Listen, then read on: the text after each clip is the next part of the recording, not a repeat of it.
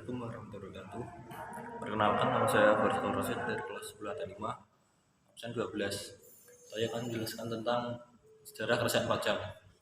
Kerajaan Pajang adalah salah satu kerajaan Islam di Pulau Jawa yang terletak di daerah perbatasan Desa Pajang, Kota Surakarta, dan Desa Makam Haji Kartasura, Kabupaten Sukoharjo. Kerajaan Pajang berdiri pada tahun 1568 dan meruntuh pada 1587. Pendiri Kerajaan Pajang adalah Sultan Hadiwijaya atau dikenal juga sebagai Jaka Tingkir.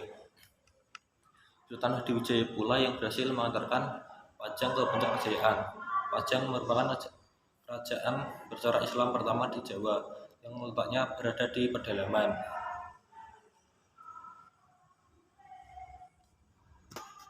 Karena itu kerajaan ini bersifat agraris dan mengandalkan pertanian sebagai tulang punggung perekonomian.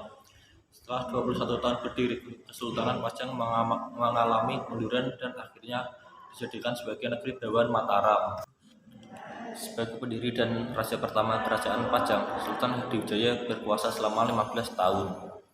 Selama memerintah, ia berhasil mengantarkan Pajang mencapai puncak kejayaan. Wilayah kekuasaan Kerajaan Pajang mencapai Madiun, Blora, dan Kediri. Selain itu, Pajang adalah kerajaan bersifat agraris yang mengalami kemajuan pesat di bidang pertanian. Hal ini didukung oleh letaknya yang berada di dataran rendah yang mempertemukan sungai Pepe dan Dengkeng, sehingga menjadi lumbung beras utama di Pulau Jawa. Pada 1582 Masehi meletus perang Pajang dan Mataram. Sepulang dari pertempuran, Sultan Hadiwijaya sakit dan meninggal dunia. Peninggalan Sultan Hadiwijaya, Pajang mulai mengalami kemunduran karena terjadi perebutan tahta.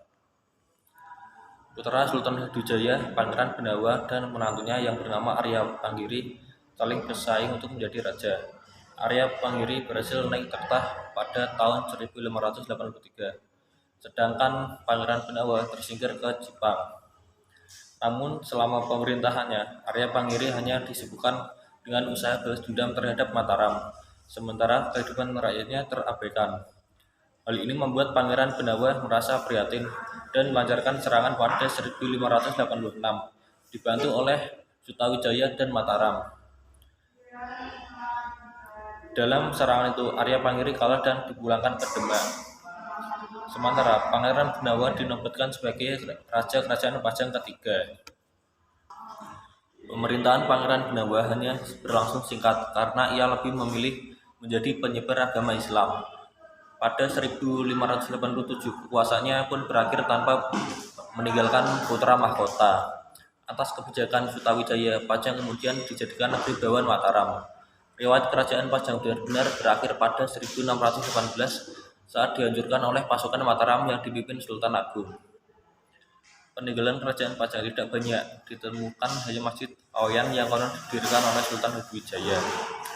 Masjid yang telah beberapa kali mengalami pembongkaran ini masih terjaga dan digunakan untuk beribadah hingga kini.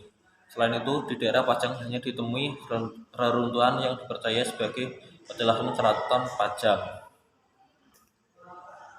Sekian penjelasan dari saya. Wassalamualaikum warahmatullahi wabarakatuh.